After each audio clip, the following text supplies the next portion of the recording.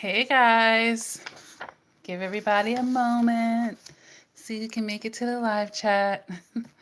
You guys know that I don't plan these things out per se. At least today, I did try to give some type of notification. I put it on the support group on Facebook, and I also put it on Instagram. Hey guys. Hi, Tracy. I'm glad you could make it. Let's see. Oops.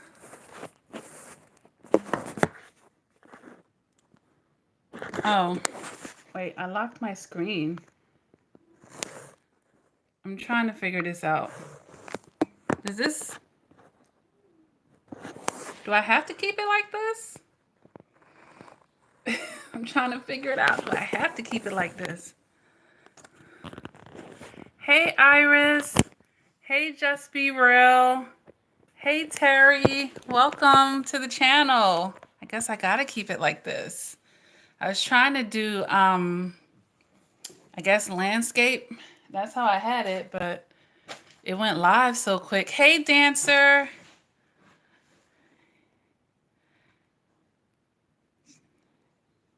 Aw, I'm glad you could catch me, Chaya. You know what? Let me mute this phone. I'm really going to mute it so we won't have no distractions. Okay. So you guys see, hey, Jenny. You guys see the title of the live chat, and we're going to get to that. We're going to get to that. But I figured last week, aw, well, be careful, Dancer. Listen, you can't really look right now. And thank you for your donation, Dancer. I received it. You're very generous. You know, the channel does accept donations, guys. I don't mention it in most of the videos, but we do. Thanks, Alexandra. Through PayPal, through the CoachLakia at Gmail, and through Cash App, $Coach Lakia. And I even have an Amazon wish list, guys. So it's so many ways. But just even tuning in, liking, sharing, commenting, that's giving as well, because it helps the YouTube algorithm push, the videos forward, It all helps. Eddie says, no more searching for validation from others. Exactly. Isn't that like powerful? Hola, Robin. Aw, Dancer. You're too much. You're too much. So, guys, what I was thinking was last week I did upload like 6 videos. So I thought maybe it would be a good idea to kind of not have like closing words on it, but basically open up discussion on each one and kind of maybe add some things in there that I didn't mention in the videos. Because, there's always more that you could say about a topic. Hey, Robin. Terry says, finally divorced the ex-narcissist husband, marriage of 28 years. Wow. Well, congratulations. You probably don't know what to do with yourself now. So, So the first video that I uploaded last week was talking about cheaters, not the show Cheaters, but how the narcissists cheat, Do they even still play that show? Do they make live shows of that anymore? Oh my gosh. I used to watch that show years and years and years ago. Like, I don't even know. Does it even still come on? Isn't it crazy when you watch those shows? People, really be getting hurt. Eddie, how many setbacks, but they all make us stronger. They do. If you allow it to make you stronger, it really is an opportunity for you to grow through it. Aw, that's great. Gus says, hey, from the UK. You know what? I have a lot of love from the UK. And that's amazing to me. That's what I love about YouTube. You could really, reach so many people that I wouldn't otherwise. That's really great. I'm at school right now and really should be asleep. Huh? You're at school and you should be asleep. Oh, okay. The classic boarding school. Hide under your covers with your phone and hope no one sees. Oh boy. Well, you might want to dim your light down and hopefully you have your earbuds. I don't want to get anybody in trouble. Robin says, yes, how come my ex-narc always used to be watching that? That should have given me a sign right then and there. Well, they like to see other people getting hurt, number one. So they probably, they'll be watching all type of like criminal shows and murderous things. They like the darker side of life, because they're in that dark energy themselves.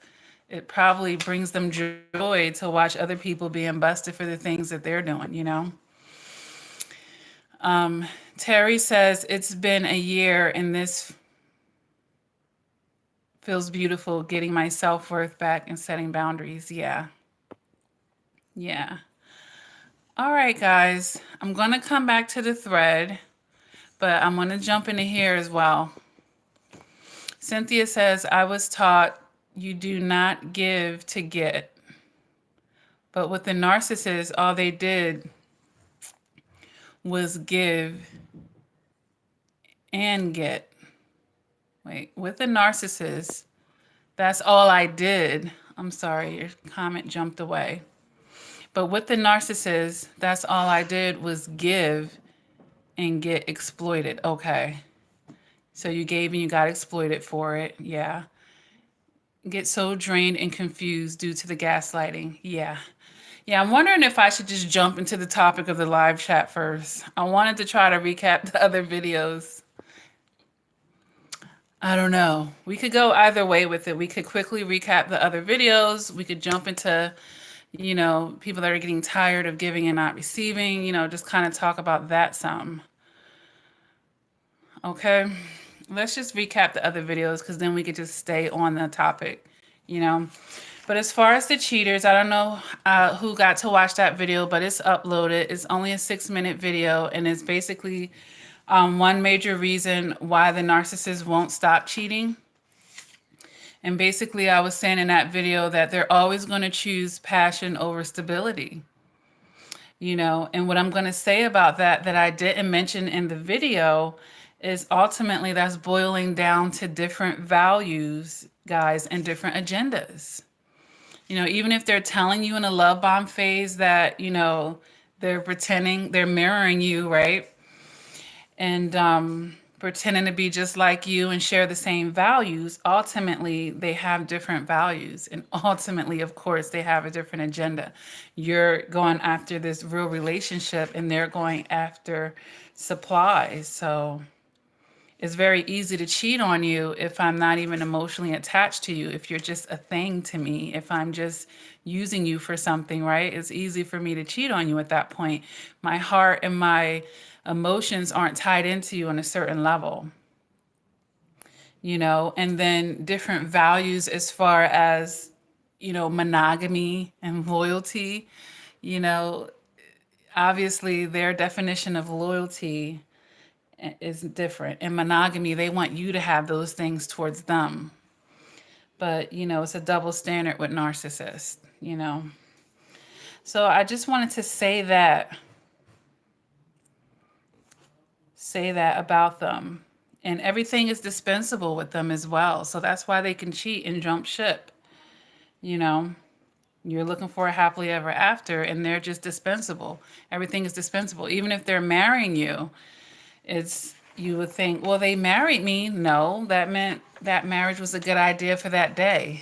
I know that sounds crazy and weird, but it's very true, guys. It was good for that day. All right. Does anyone have anything to say about that one before I jump into the next video?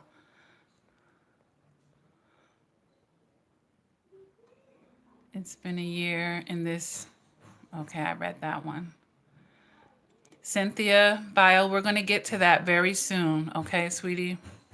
We're going to get to that very soon. Gus says, shh.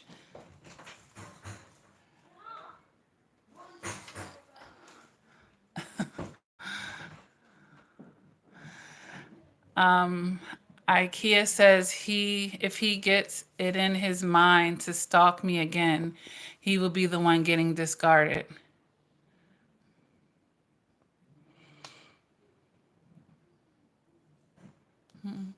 Is he already discarded? Yeah, I see that. Must be torture to live in their crazy minds. Dancer says, oh my God, like you hit it on the nose. That's all she used to watch. Yeah, I think I'm like way behind in the notes in you guys' thread. You guys are like on cheaters and stuff. Yeah, they're sick and deranged.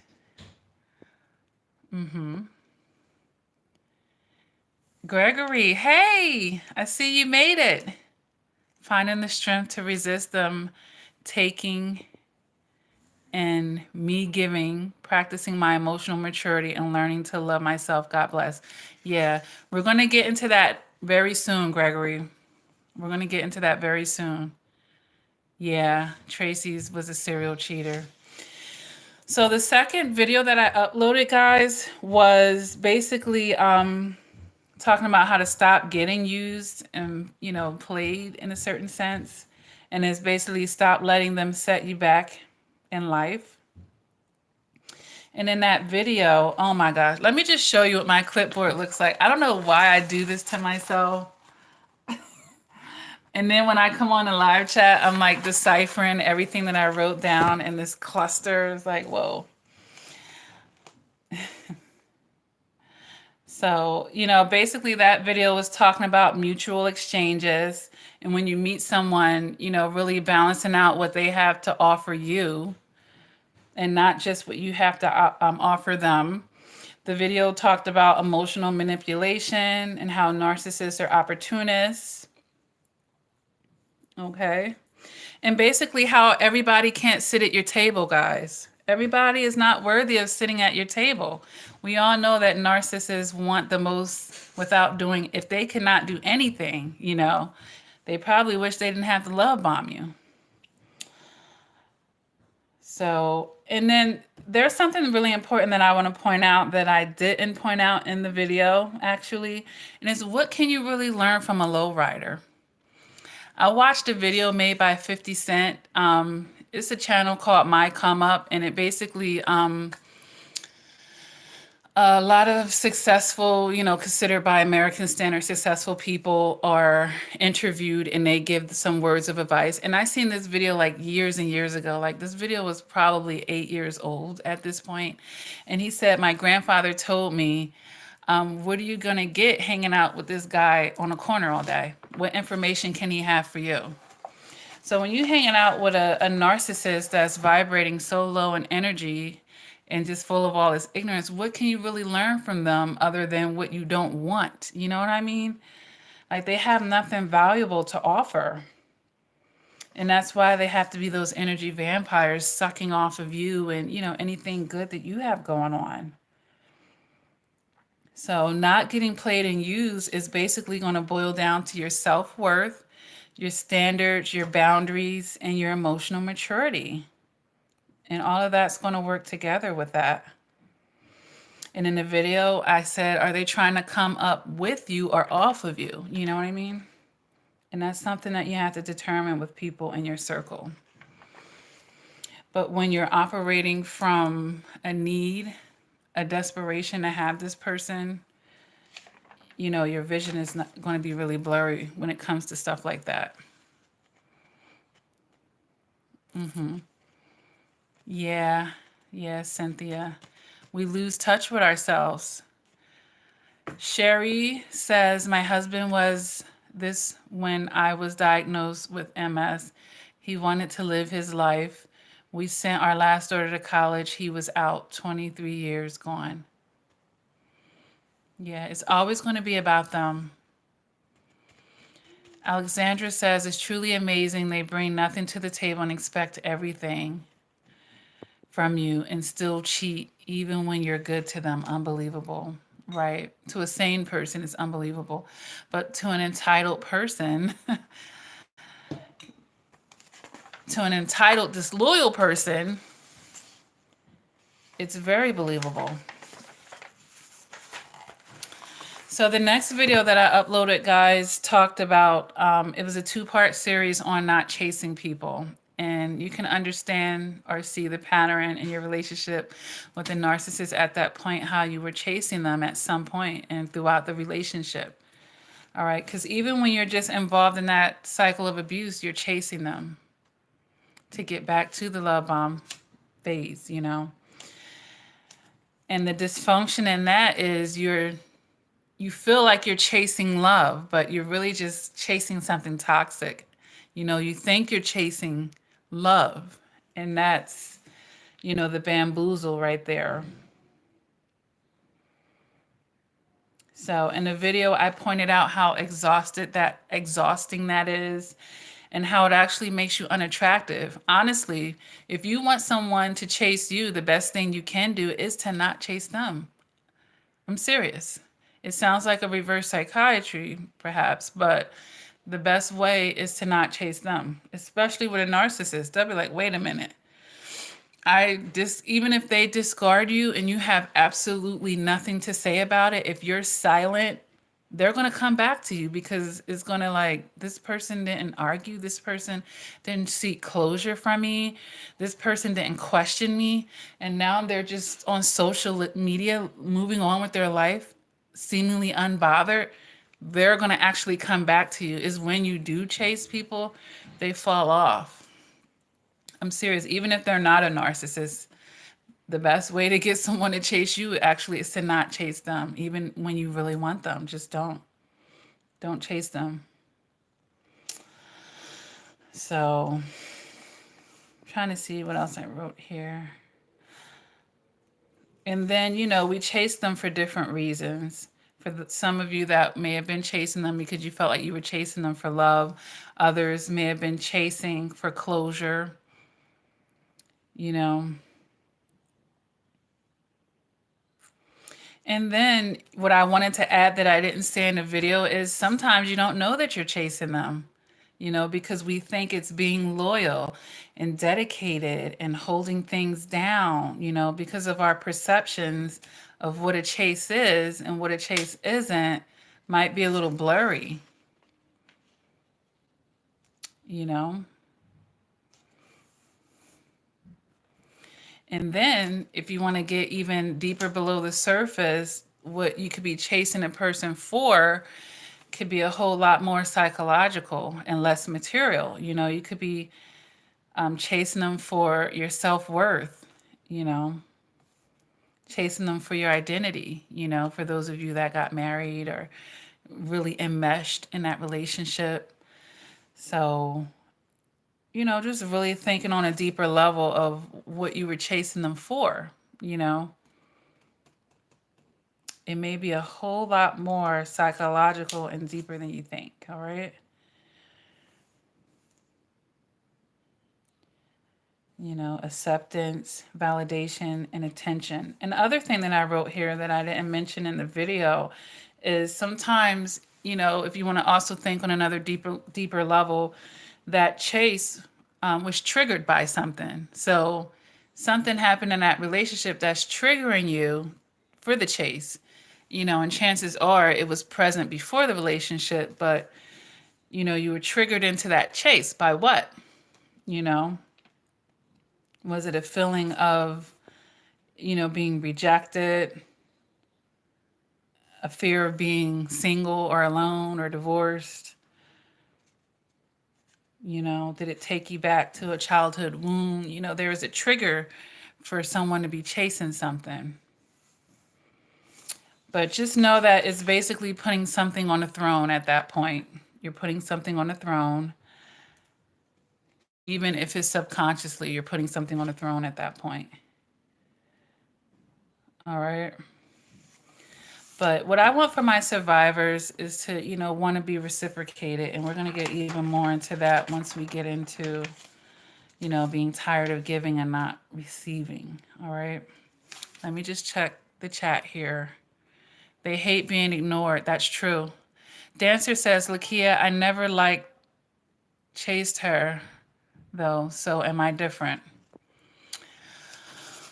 No.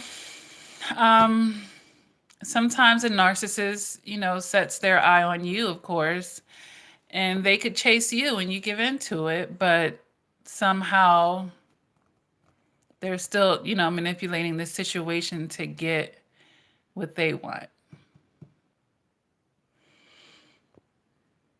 Hold on a minute. Don't forget to bring the twins to New York, Rockefeller Center, Christmas lighting tree, the DJ lesson. You know what? They might actually like that. I might. That sounds like fun. Cynthia says you explain it well, and the more intelligent narcs size you up for your vulnerable spots and use that to manipulate you to chase. Yeah. Yeah.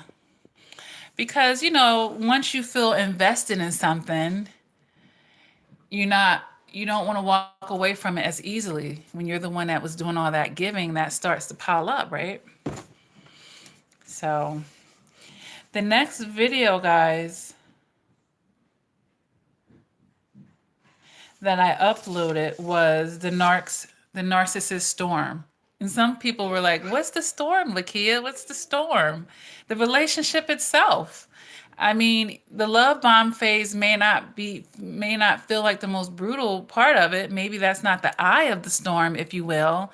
But, if a snowstorm starts and the flakes are just, a little light and they get heavy, 6 hours later, you're at 20 inches, but it started somewhere and it started building up. It's still the storm, it's just the beginning of it. The whole relationship is the narcissist storm. Somebody asked me that question. They was like, I don't think I ever been in the storm with the narc. Is it when they're enraging and all this other stuff? I was like, well, that part of the storm is the eye of the storm, okay? But, it's not always. Things can seem calm and then get real crazy in 5 seconds. That tsunami that comes, it started out small. So the storm is the whole relationship.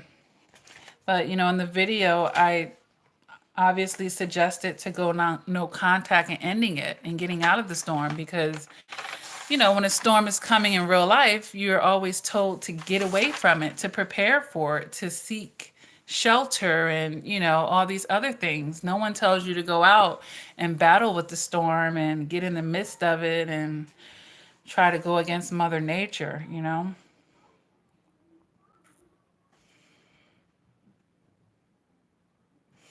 But here's the thing.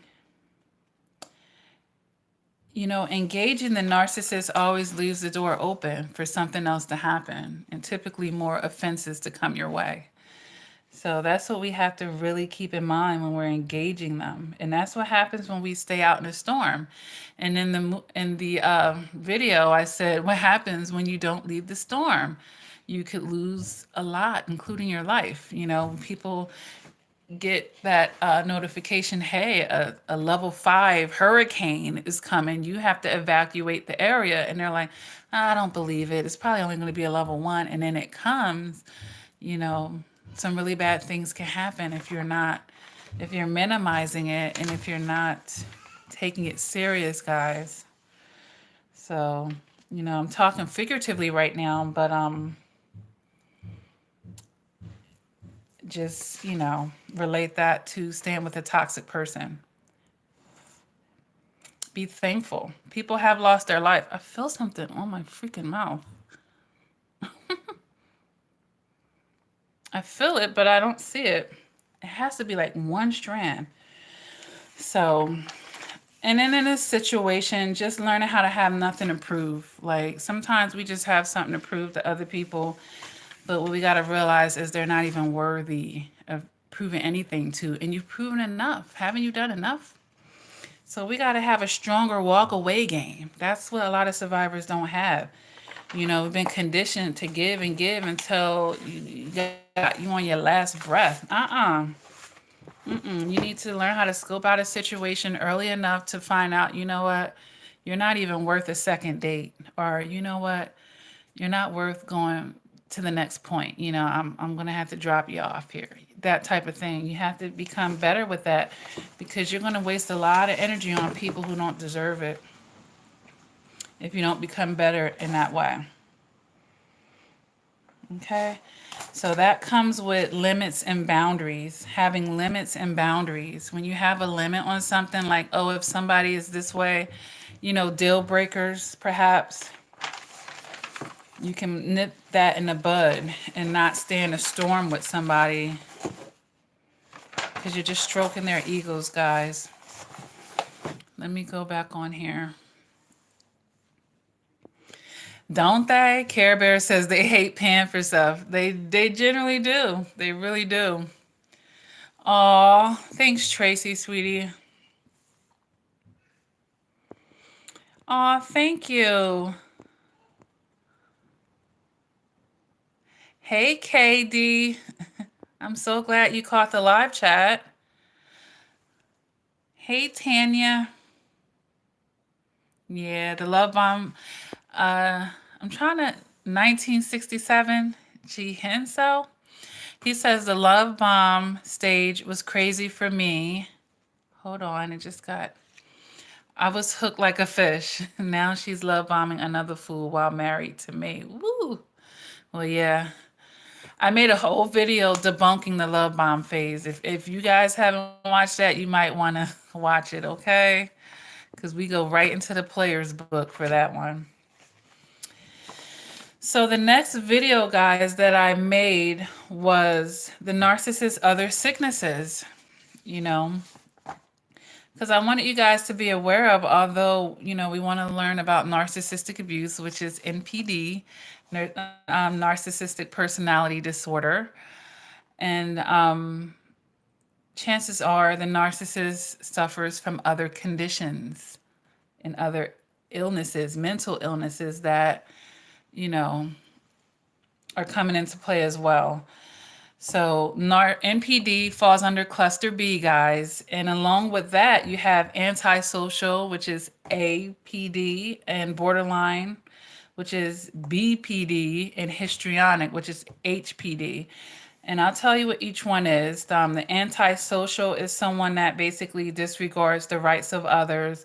They have a low moral sense and conscience. They're aggressive. They probably had a life of crime, legal problems, impulsiveness. So you're going to see, like, your narcissist had all these, a lot of times, all these things mixed within them. And the borderline personality disorder, basically a history of unstable relationships and no sense of self. Histrionic is attention seeking, seductive, flirtatious, you know. And then the NPD, you guys know, the narcissist, exaggerated feelings of importance, need for admiration, lack of empathy, need to appear powerful and successful. So imagine a narcissist that has NPD, APD, BPD, and HPD. And then if we go into cluster A, paranoid, schizophrenia, then there's a cluster C, avoidant, dependent. You guys, I know some of your narcissists were dependent on you, right? Obsessive, compulsive. And then a whole bunch of other things that don't go under these clusters, but, you know, are also things that the narcissist can be. Psychopathic. So, you know, the narcissist is usually more than what meets the eye. And although you guys are learning a lot about narcissistic abuse, I just made that video so that you could be aware that, you know, the narcissist could be bipolar, you know. They can have these things going on inside of them along with being a narcissist. So, you know, their mental health is messed up all the way around. All the way around, okay? And then in the video, I talked about addiction, actually. I didn't really go into the cluster so much. That's what I wanted to add in the live chat. But, you know, addiction, sexual addictions, gambling, Alcoholism, drug addictions, those are like the main ones, but it could be shopping, spending, because they're so stuck on appearances. So, yeah, the narcissist is usually more than what meets the eyes. They do take zero accountability, typically speaking. And when they do, oh, hey, sister. Now you see why I didn't answer your call. You always call when I'm doing a live chat, but I'm glad that you finally subscribed to my channel 2 days ago. My sister's on the live chat, guys. You found me? Yeah, she finally subscribed to my channel.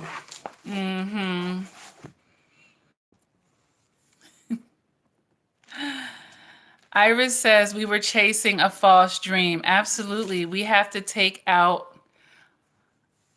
wake out of our sleep. They hypnotize us with the lies and deception. Right. But, once we have more control over ourselves, we'll be controlling our perceptions and other people won't be manipulating it.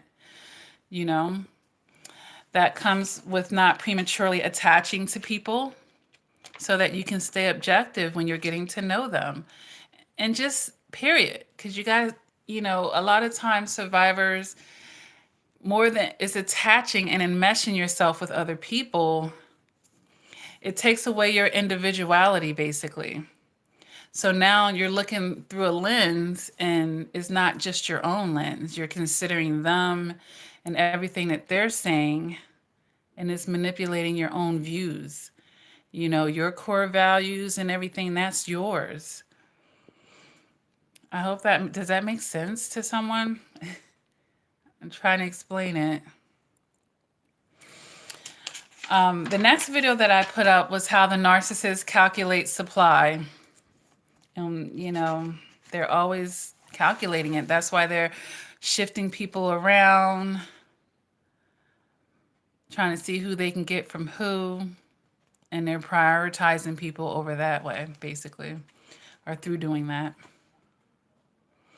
Robin said, I really wish I knew all this information before I got in this relationship. Yeah, they should teach this. They really should teach this in school. They really should. They say empaths attract narcissists. A lot of times they do because the empaths don't know how to balance themselves. They don't know how to feel sorry for someone without enmeshing with them, so to speak. Like, let's say, and I made many examples of this. It's like meeting a homeless person and, you want to help them. So maybe a regular person might just give them some money and keep it moving. Or they might say, you know what, there's a shelter over here, or they're giving out free meals over there, or here's some resources for you, or, maybe they might even get some coworkers and they give them some blankets or this or that. Like they might find ways to help. Like the empath, the that's unhealthy with it, might move them into their house, empty out their savings account, like taking things to the extreme. Like they don't know how to feel sorry for someone without losing balance with themselves, like doing more overextending, if you will. And that is actually something that I was going to talk about for the people that are tired of giving and not receiving. Okay. All right.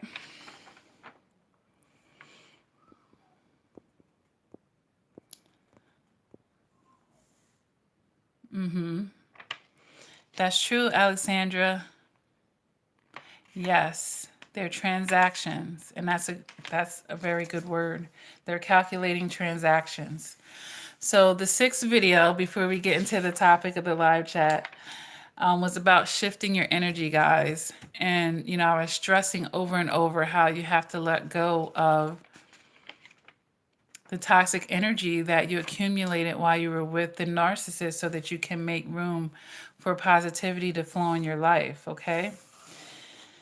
Because before you transition, you have to come into acceptance, Okay, so a lot of people are struggling with transitioning from being the narcissistic victim to the narcissistic abuse survivor because they haven't really accepted everything on the fullest scale, on the fuller scale of things. They're struggling with accepting some aspect or aspects of the situation. You know, they're still in their hurt. So it's hard to transition if you haven't come into acceptance. And that's what I wanted to point out in the live chat that I didn't point out in the video, okay? So until you really come into acceptance of what went down, it's going to be hard for you to transition. And you're not going to be able to transition to shift that energy, okay? But, you know, the thing with shifting energy as well is you can do it little by little. You could take steps towards, you know, it doesn't have to go from 0 to 100, but over time you can lift it up. So I wanted to mention that to you guys. But let's talk about, you know, giving and not receiving. Oh, you think so, Cynthia? Sometimes I get a little tongue-tied myself. But, you know, typically speaking, because I have like 3 pages of notes on this giving and not receiving stuff. I have a lot. Let me just think of where I want to start with this. Keep giving emotional. So let's just first talk about the red flags of knowing if you are giving and not receiving enough or receiving. Basically, are you too drained for yourself, you know, after you've given to another person? Do you feel too drained even for yourself and the things that you have to do for you?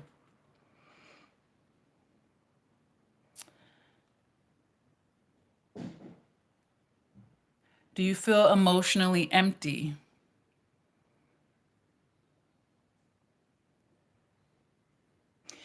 Do you find yourself giving instead of communicating?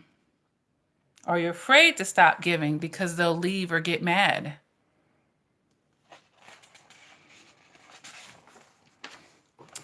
Usually, you know, people that are, you know, not, that are giving and not receiving or not receiving enough, you know, they're exhausted, they're angry, they're resentful, they're frustrated, they're disappointed, they feel taken advantage of course.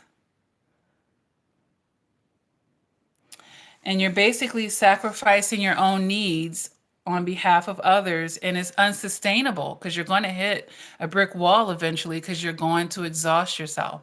And that's why my first question is, are you too drained for yourself? That's how you know that you're giving and you're not being put back into.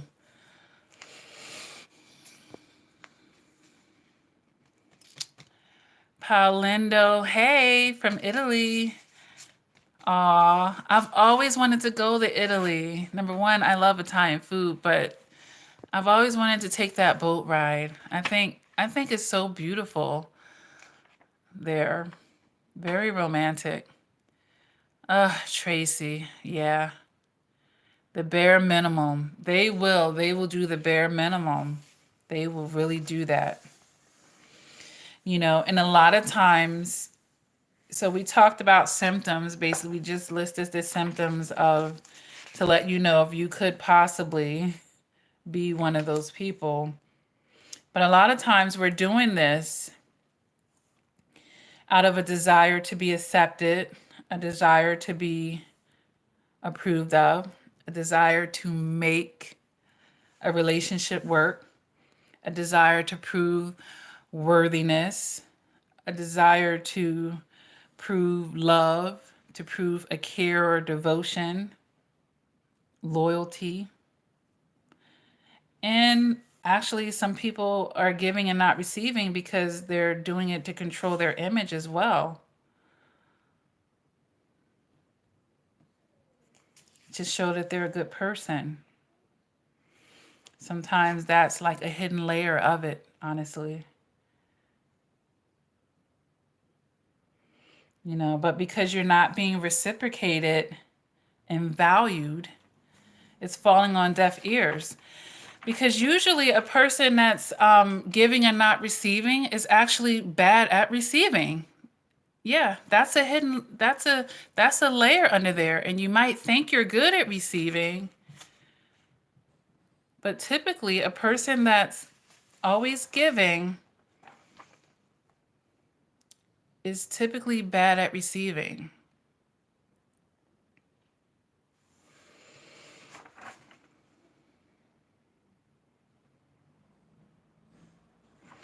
And what would that person be like? Sometimes they may feel guilty when people give to them, or they feel like, oh, someone gave me something, so now I should give them something. Like a tit for tat. Like they're so uncomfortable with people giving them something, they think they have to match it, or they're keeping like this list in their head. Okay, this cost that, so I got to give this person something. Usually they feel uncomfortable asking for help. And this person usually leads with acts rather than themselves.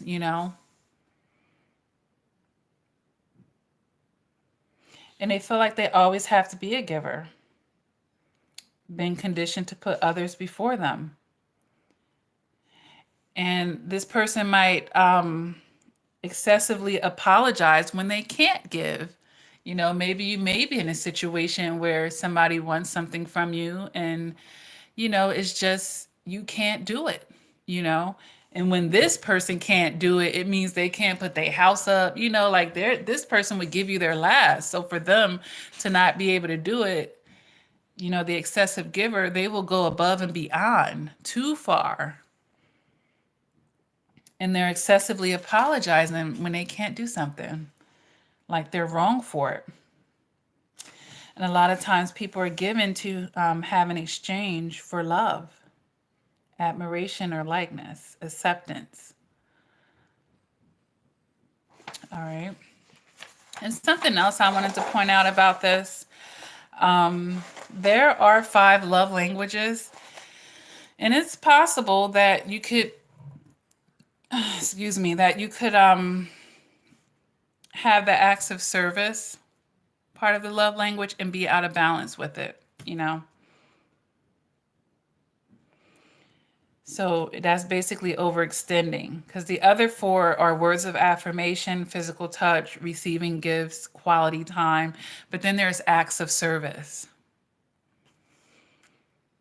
So it's possible that you could be on an unhealthy end of the spectrum of that if you're constantly giving and not receiving. So, because giving should be light and joyful. When you're giving to someone, it should feel light and joyful. It shouldn't feel like a burden. Okay? It shouldn't feel like a burden. So, if it feels like a burden, that's a red flag when you're giving, or you're thinking about giving something and it feels like a burden to you. You're out of balance. And it's a burden because it's probably just a one-way flow of energy, okay?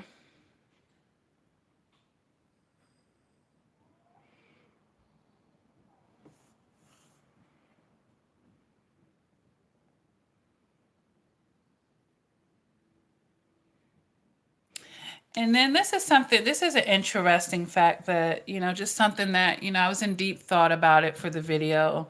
And I really just thought about this aspect of things. But, let's talk about not being reciprocated.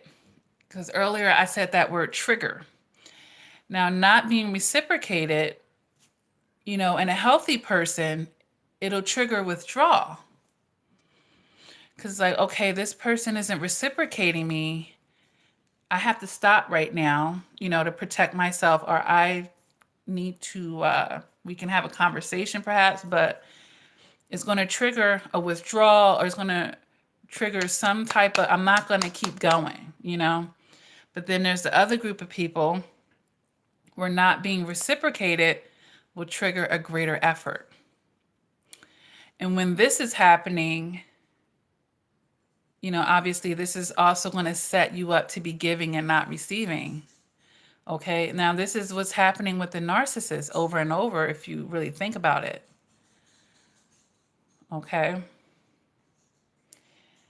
so when you're not being reciprocated by somebody, what is it triggering you to do? Hopefully now, or, you know, as you were healing from narcissistic abuse and understanding that situation, it's going to trigger you to at least see that red flag there. It's not going to trigger you to give a greater effort or to continue trying to be reciprocated, okay? Out of those needs and desires that I listed. You know, and these are the overgivers. Overgivers. Now, a narcissist can give too, but it's with an agenda. When they're doing it, it's with an agenda.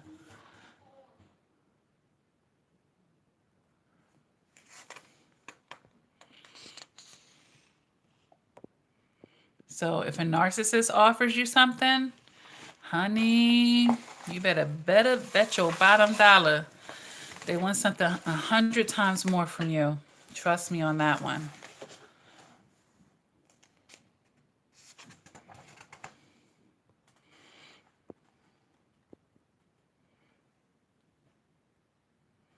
Yeah, they do have a smirk dancer. Tracy says, I told him I felt a lump in my breast. He said, why do you wait till I come home to say these things? Yeah, no compassion. They don't have compassion.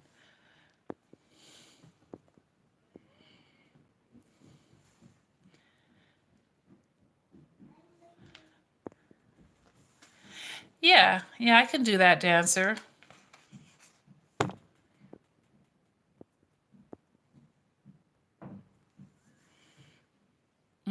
And I've made a video on cerebral, and I've made a video on somatic narcissists so far, and I made a playlist, I believe called Types of Narcissists. So those two videos are in there. I don't know if I made one for the covert narcissist. Although I talk about them, it's like sprinkled in videos.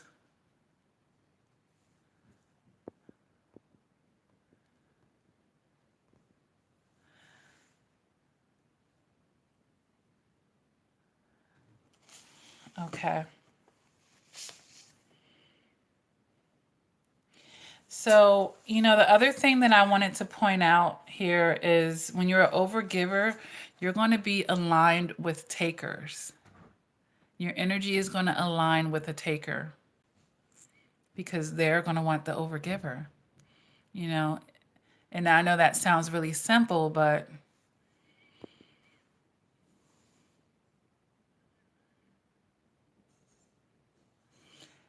I was reading the thread here. That sounds really simple, but yeah, you're going to be in alignment with takers, and that's why some of you keep attracting these extreme takers. You know, you keep attracting the takers, because you're an overgiver.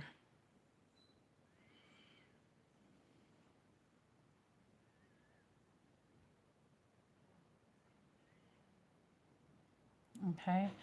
And then that's going to basically boil down to not being overly willing or overly anxious for anything. Okay. If you've had an issue in that area, you know, this narcissist comes and maybe you've been longing for a relationship and they start love bombing you and giving you what you wanted, or you know, it's perceived that they're giving that to you, right? And then you become overly willing and overly anxious to have that and maintain that. Okay.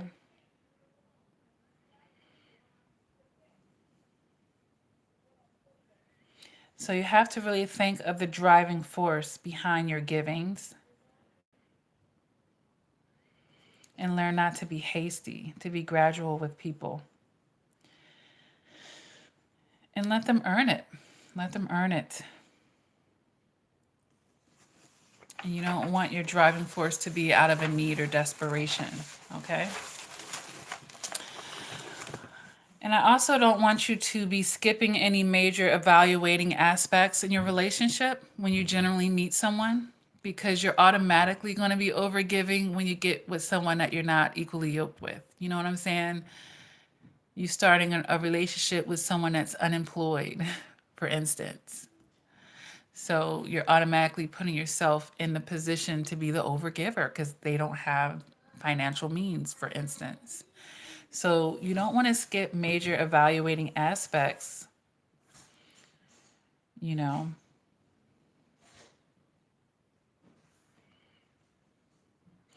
And you also want to think about would they do it for you? For those of you who are tired and not giving, tired of giving and not receiving, would they do it for you? But the interesting thing is, if you are used to always being that giver and that overgiver, chances are you don't ask for much or anything. And you don't require them to give you anyway. And that again aligns you with the takers. Okay? So let them do for you as well in your relationships.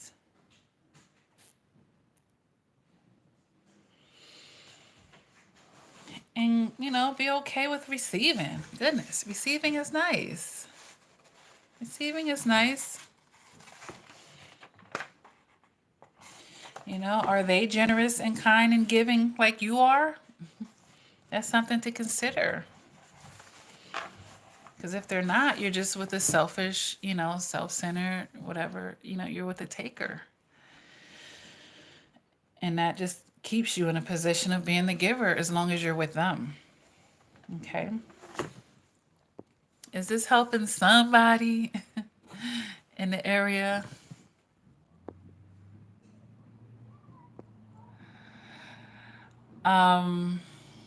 Yeah, I see the ABC. Let me see. How do I block this person? All right, hide this user. All right, that person is blocked. Dark Goddess. Was that the only troll?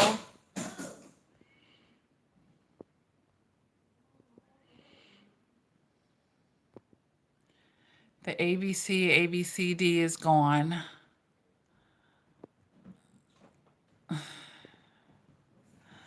Yeah, thanks for letting me know.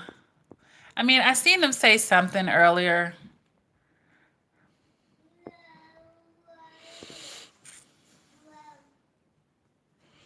You're welcome, Brock. Aw. Please. Cynthia, ABCD, whatever, is probably a grown person that just taking their little shot of haterade for the night. I'm telling you. They're filled with it. No problem. We can get them right on out of here. So does anyone have any questions about, you know, giving and not receiving, or just, I guess, any questions at all? Because it looks like, you know, I pretty much went through my notes. Pretty much.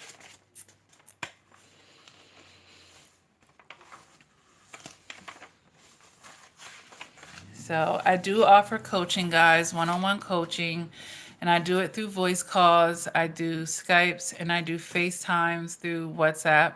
I also do email coaching, guys, because writing is therapeutic. You can book coaching through my website, LakiaCrawford.com. You can also email me. Sometimes people just get in where they fit in. Sometimes people set up coaching with me through Facebook Messenger, Instagram.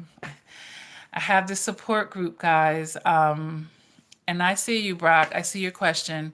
I have the support group that you guys are very welcome to joining. We have so much fun on a support group. If you're in the support group, go ahead and vouch down there. We have a lot of fun supporting each other, laughing, sharing information, keeping each other strong. So if you're building a support system through your healing of narcissistic abuse, come on Facebook and it's Lakia Reflection and Progression Crawford.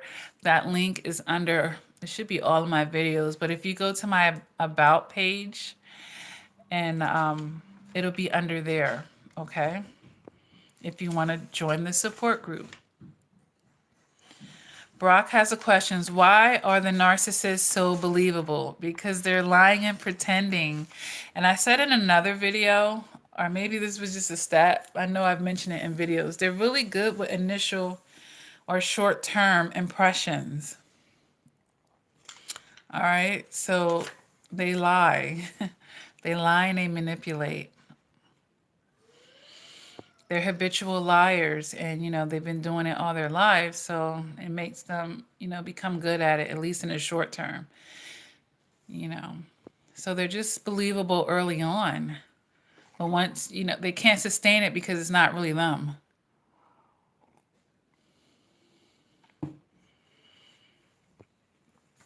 KD says, I feel more isolated in my healing process. Everybody's fake. Yeah, because I've said this in other videos as well. Usually that narcissist is not the only one or the only toxic person that you attracted or formed a relationship with. So a lot of times, especially in coaching, I always suggest to think about if you have to clean house all the way around and evaluate all the people that you have in your circle and who's healthy and who's toxic, or what level of dealings you need to have with them. Because chances are they're not the only ones. And it can make you feel isolated. But that's where, being comfortable within yourself will come in handy. But usually fresh out of narcissistic abuse, we're not as in tune with ourselves just yet. So that really makes things hard. But, things like this in the support group is a great way to at least start building a support system with other like-minded people, while you're doing the work. Bailey says, do you have a video for training yourself to detach emotionally? I do actually have a video about detachment. I do. And I think you might have left that question under one of my videos earlier. Was that you? Because that's a very specific question. I was going to find the link because there's over 300 videos on my channel. I was going to find that link and send it, or at least put it on your reply. So if that was you who asked the question earlier, I can send that link to you after the live chat, or you can email CoachLakia@gmail.com, or maybe I'll just wait for me to comment under the video after it uploads, and I'll share that link. But I'm sure I sprinkle it through a lot of videos, but I have made a specific video that talks about it. Detachment, because that is a major issue for survivors. Detaching emotionally, detaching physically. Sometimes it could be financially. So once we start learning how to put our logic over our emotions, that's going to be a starting factor there. And giving it time. You have to give yourself time to break the trauma bond because you were in that cycle of abuse. So, give yourself 2 months, a good 2 months, to start feeling like you've broken that trauma bond. Okay? Because they say it takes like 45 days to build a pattern of doing something. When you're breaking addictions, because we were addicted to the narcissist. There was an addiction there. So it's a process. It's a process, but over time it gets better. And you'll have that breakthrough moment where you're getting over the hump. Okay. And Buddy Girl 72 says, I'm in the support group and I enjoy the inspirational quotes. There you go, guys. But yeah, I did make that detachment. But that comes, Iris Owens, that comes with your emotional maturity as well. And it's called also learning how to have healthy attachments to people. If you have a healthy attachment to people, you will be able to detach as needed. That's where you want to work yourself to, being able to detach as needed in life. You learn how to do that, honey, you're going to be almost bulletproof, right? You got to learn how to detach as needed. People struggle with that because of their emotions. Cynthia says, Miss Lakia, thank you. I have to leave, but I will watch this later. Do you have a gift for synthesizing this? You do have a gift. Oh, okay. Brock says, big time. I can't believe I was had. I guess I'm not alone. You just had some emotional maturity to gain, with this situation, Brock. And when you wrap the manipulation up with sex and, all these other things, it's easy to distract a person, basically. It's easy to get distracted.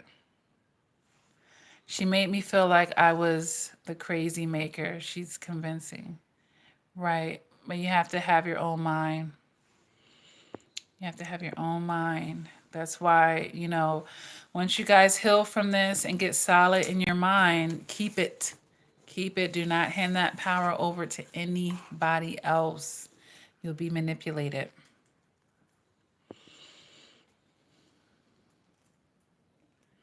Yeah, it takes time, Dark Goddess. It takes time. Yeah, 2 weeks is not long, Brock. Most survivors, are taking at least a year to 18 months to really feel that breakthrough. It takes time. Narcissistic abuse is a trauma, it's a traumatic experience. And then some of you have been in a situation for years, but even if it's just a few months, like they can do a lot in a little bit of time. I could vouch for that in my own situations that I went through in the past. Fallen says, why do you think about my question about going or skipping my class reunion? X-Narc might be there. Live your life. I want to be skipping your class reunion over a narcissist. There'll be lots of people in the building. You don't have to associate with that person. I mean, it's not life threatening, right?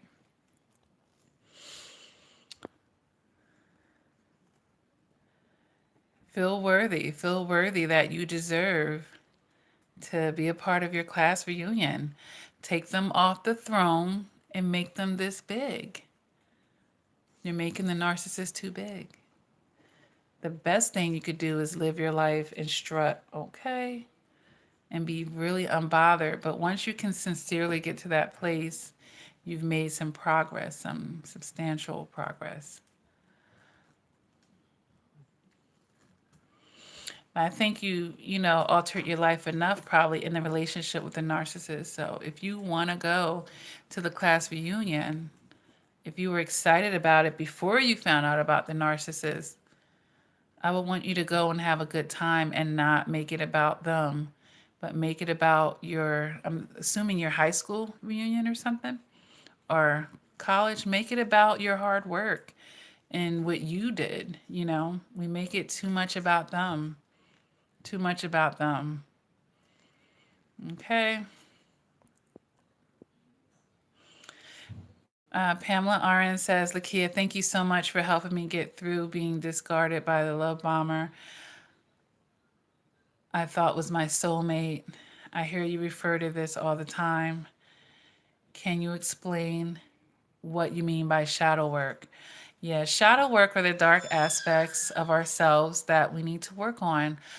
Sometimes we have this awareness of it and we try to hide it from other people. And sometimes it may be on a subconscious level and we may not have a huge awareness of what our shadow work is. But it could be things like low self-esteem,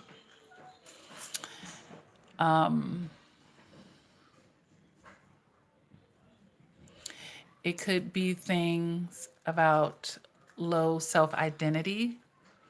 That could be a shadow work. Defining yourself through relationships, basically codependency.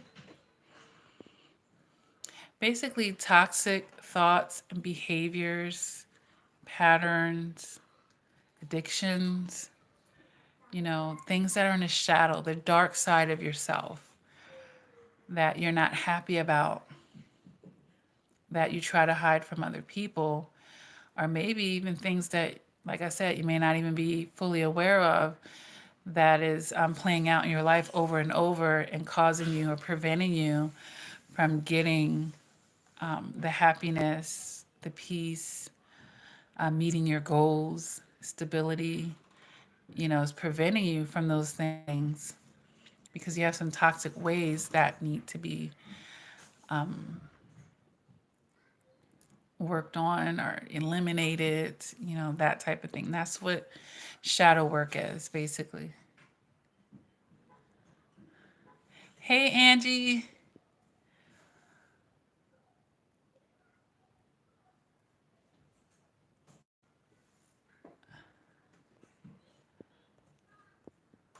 Brock says, I'm in it for the long haul. This helps a lot. I haven't talked to anyone else until 2 weeks ago. I feel like I have broken free. Feels amazing. Oh, that's great for only being 2 weeks out.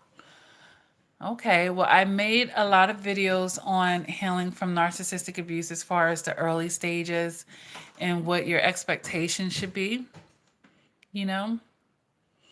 But I'm really glad that this video could lift you up. And you know what?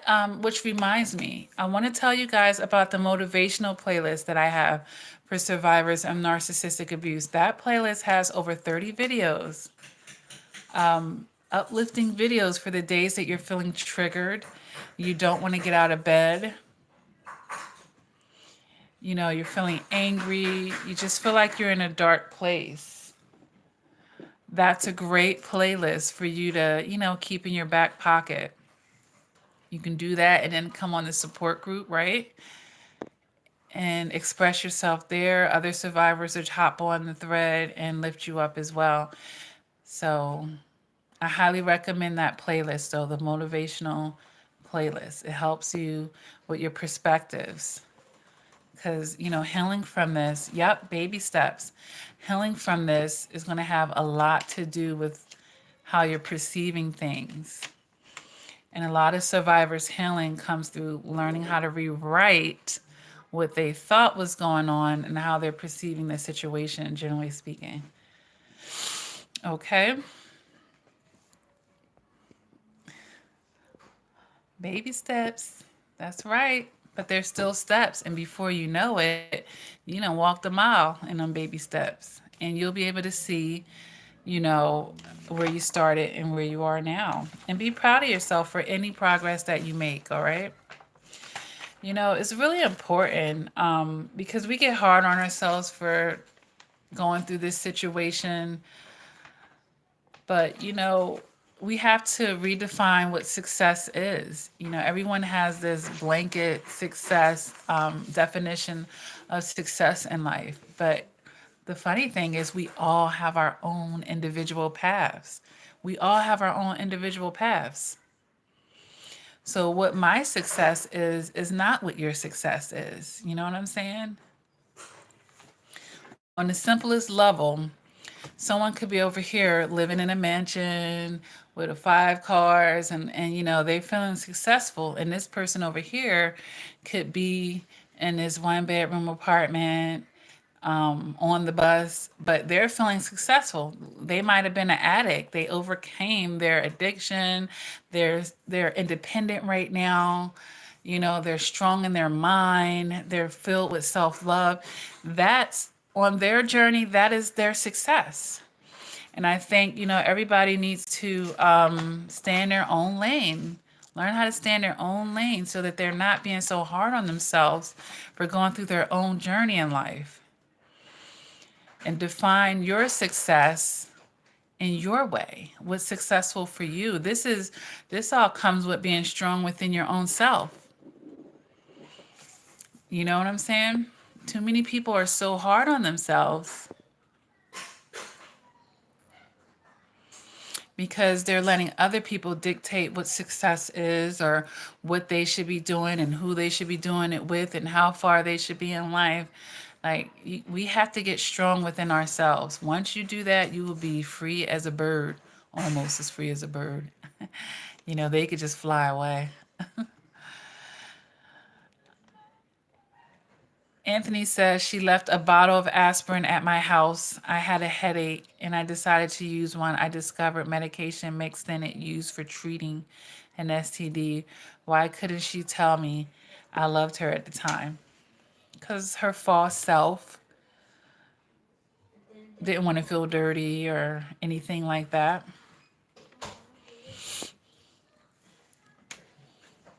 They're not honest.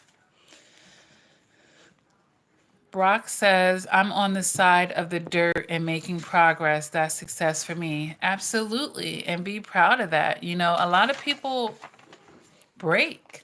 A lot of people try to commit suicide, you know. So if you're standing in your strength, be proud of that. Okay? And that just goes for all survivors. I don't think we give ourselves enough credit to have gone through all of that mess and still be standing and shining and thriving and eventually doing even better. You know, come out stronger and wiser. And that's because you allowed the situation to make you better. Give yourself credit for that. Because it's not for the faint of heart, and you're a lot stronger than you think you are to endure narcissistic abuse and still be sitting here texting me with a sane mind. Give yourself more credit. All right, guys. Well, I see here we got quite a few viewers still. If no one has any questions, I'm going to end the live chat. But let me see. I actually have to go to my announcement page. Me and my little clipboard. I'm telling you guys. But I told you guys about the support group. And that link is on the About page, okay? Dancer says, I overcame fast, but everyone's different in the addictions. But I have my days. Trust, I am dealing with one at work. It sucks, but I see him dying because he ain't getting no power supply from us. Yeah. Yeah. When you have a trauma, you're going to have those days. You're going to have those days. Brock says, I'm going to have peanut butter cookie to celebrate. Okay. Yep. And you know, you deserve that. You deserve that. All the self-love and gentleness you can give yourself. The way you want other people to treat you, that's how you should already be treating yourself right now. KD says, I missed the Laws of Power segments in an art. Okay. Well, there's 48 of them. So Nathan is just determined to be on there. I'm telling you. No, close my door. Close my door. I'm telling you. Well, there's 48 laws. Actually, the 50th, the one that he did with 50 Cent. So I'm quite sure we could do some more. They are fun. They really are fun. And if you guys haven't seen those videos, everything is under playlists. The 48 Laws of Power playlist with the narcissist. I think I did a couple of them at this point. But I put all the videos into playlists to help you guys get to them. That's right. And a cold glass of milk, baby. So I mentioned the coaching, you guys, that you can book through my website, or you can email me or get in when you fit in with that. And I have books, guys. I've written 4 books to actually help through the healing process. You know, people are so happy when they do order the books. They're very helpful. If you like my YouTube channel, you're going to love the books. If you order them off the website, you'll get a signed copy from me and a personalized note and all that cute stuff. But if you want to do it other ways, you can go to Amazon, Barnes & Nobles, and Create Space. Okay, they just won't be signed copies, all right? I have no Narc Zone merchandise on my website, guys. that you can check out, matching t-shirts and caps and coffee mugs. You know, you can kind of make your statement against narcissistic abuse and have fun while you're doing it. All right, so I mentioned the support group on Facebook. I am on Instagram. I'm trying to get you guys to come over to Instagram with me and have fun there too. So those links are on my About, and it may be under the videos as well, but definitely if you go to the About page for the YouTube channel. Okay? But just overall, there's, like I said, over 300 videos to help you healing. Hey, Denicia Thompson. And Dancer says, see you on the book. Just getting in. Stay blessed, coach. It's cold out here. Yeah, the weather is changing. Okay. All right. I have 2 Instagrams. You know, one of them is Lakia_Crawford. And then the other one, Lakia Crawford, Lakia_Crawford_books_. So the ones with the books is kind of, that one's more professional, you know. The Lakia_Crawford, let me close this out, is, that one's a little bit more funner, so you see more of personal and of anti-narc stuff and uplifting things. All right. All right, guys. Well, thanks for coming to the chat. Thanks for coming to tonight's live chat. You know, I try to not let them be too far in between. And I hope that someone took something, you know, good out of this live chat that will help them, you know, go further in the healing process and increasing their emotional maturity. All right. So I'm going to go ahead and end this live chat, guys. And it was great talking to you. And yes, I see you inbox you, Dancer. I think I can copy my YouTube URL, so I'll inbox you that. All right. Oops. The twins said get off too. All right, guys, let me get off of here. Take care.